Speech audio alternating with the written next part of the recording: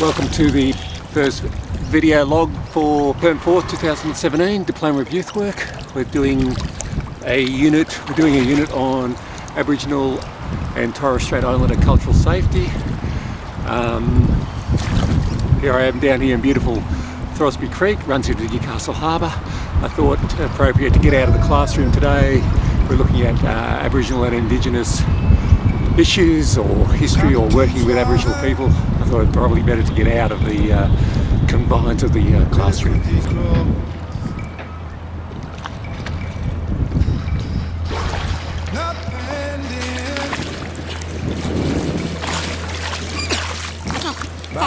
As I said, I'm down here in beautiful Throsby Creek.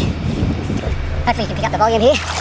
Water's beautiful, much better than being in the classroom. So what is cultural safety? What does that mean? I guess it means being free to express your identity, your culture, your beliefs without fear of abuse, violence, ridicule, snide remarks, jokes, being excluded, whether it be, sneakily, undercover or more overtly. And I guess me being not Aboriginal, my knowledge comes from others, so I'll try and cite where I'm getting my information. I started school in the early 70s. My experiences of education, school, family, media in particular, so what I saw on television and the jokes I heard and exposed to. So it framed who I am in those formative years.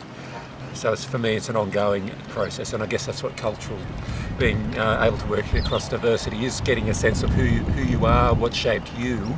So those beliefs that you have, identifying, your biases, if you like. And I certainly will have biases, and it's about me being aware of those so that I can work appropriately. So how do we, as workers or citizens or both, act in a way that's appropriate in terms of cultural safety? So that could be things in terms of Aboriginal and Torres Strait Islander people, getting to know local people, local organisations, identify who they are, talk to those people, get the local knowledge, the things that in workplaces is things like what's on the wall, Aboriginal art, Aboriginal information, Aboriginal services, flags.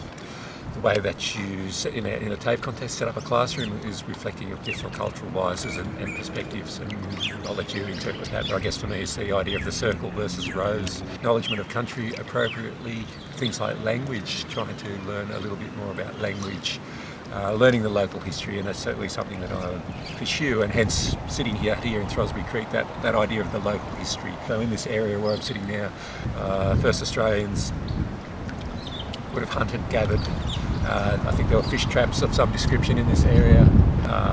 Mimba, that's the name for Newcastle, place where the sea fern grew.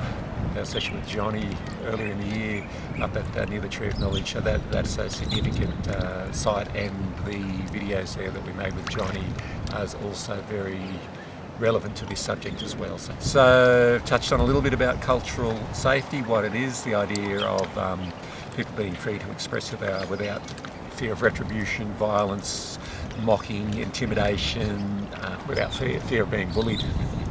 Since colonisation or invasion, things have changed. And it's like Johnny, I liked his description, there was a game of chess going on, all of a sudden someone's come in and knocked it over, same board, but let's play checkers instead. So I guess in terms of the Aboriginal experience, certainly in this area, that's a really good analogy. So we've got same place, but there's certainly a different board game going on than what there was the 200 or so years ago. So I guess that part of cultural safety is you, as a citizen, having a really good knowledge of what the history is of your local community, and including that is Aboriginal history and identity, and what that was all about, and how that should be reflected in how we operate today, how we interact today, how we talk, how we work with people. The different services that are out there are going to be really important, and I guess that idea of language is part of reconnecting with our Aboriginal history, that are what we call language. And there's a place just in Hannah Street, not too far from TAFE, that is working with reigniting, if you like, that the Awabakal or local Indigenous language. So in terms of Aboriginality, and I've said it before, in Australia, Aboriginal Torres Strait Islander history or people and culture, it's very complicated, it's very complex, it's very big. So what's going on over, let's say, on the other side of the country, Perth, Fremantle, Rottnest Island, we're way on the other side of the country, Sydney, Newcastle, East Coast. Such a great range of experiences, language, cultures, similarities and differences, but it's really hard to generalise and say this is Aboriginality, this is Torres Strait Islander ways and beliefs. It's much more complicated, much more in-depth, much more detailed, much more diverse than a simple here's a box so that you put in that box. So it is about learning as much as you can, and to me it's lifelong learning.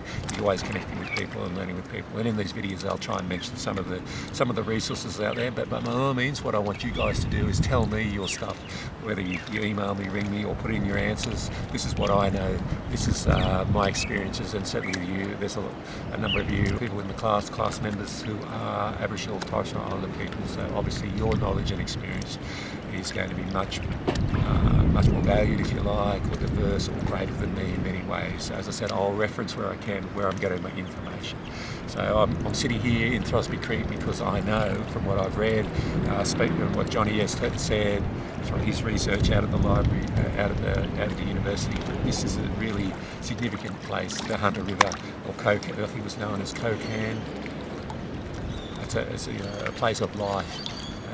Significant meeting place. So I'll stop off at the Crobbery Ground in a sec. That'll be my next stop. I move out of the beautiful Kokan, or the Hunter River, up around this place of Mullumbimba. Okay, thanks for listening. Jamu singing, little wolves.